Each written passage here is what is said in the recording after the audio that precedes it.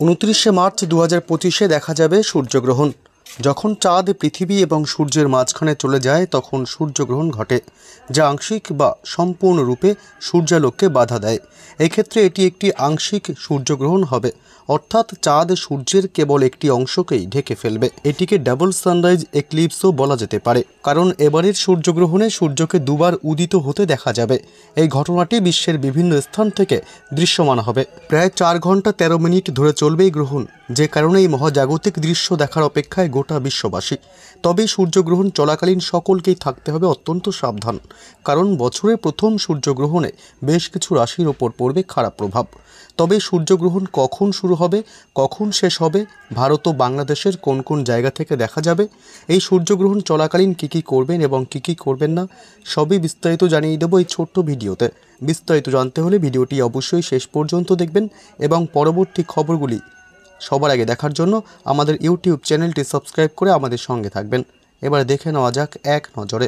তবে জানিয়ে রাখি, সূর্যগ্রহণ দেখার সময় মনে রাখতে হবে গ্রহণের সময় সরাসরি সূর্যের দিকে না তাকানো, কারণ এটি দৃষ্টিশক্তি স্থায়ীভাবে ক্ষতিগ্রস্ত করতে পারে। সর্বদা সুরক্ষামূলক সরঞ্জাম ব্যবহার করতে হবে, যেমন সূর্যগ্রহণের চশমা অথবা চোখ দিয়ে দেখার জন্য উপযুক্ত সৌর ভিওয়ার বা যা ক্ষতিকারক রশ্মি আটকানোর জন্য ডিজাইন করা একটি পাতলা আবরণ। তবে ভারতীয় সময় অনুসারে আংশিক সূর্যগ্রহণটি 29শে মার্চ দুপুর 2:43:43 শুরু হবে। সর্বোচ্চ গ্রহণ 4:17:17 শেষ হবে সন্ধ্যা 6:13:45। পুরো ঘটনাটি প্রায় 4 ঘন্টা ধরে চলবে।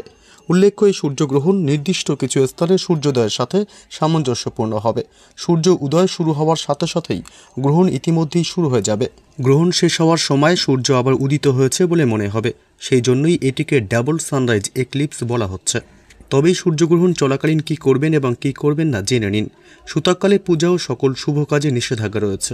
এ সময় মন্দিরের দরজাও বন্ধ থাকে এবং ভগবানকে দেখা নিষিদ্ধ। বাড়ির মন্দিরের দরজাও বন্ধ থাকে। এছাড়াও সূতক সময়কালে কিছু খাওয়া বা পান করা নিষিদ্ধ।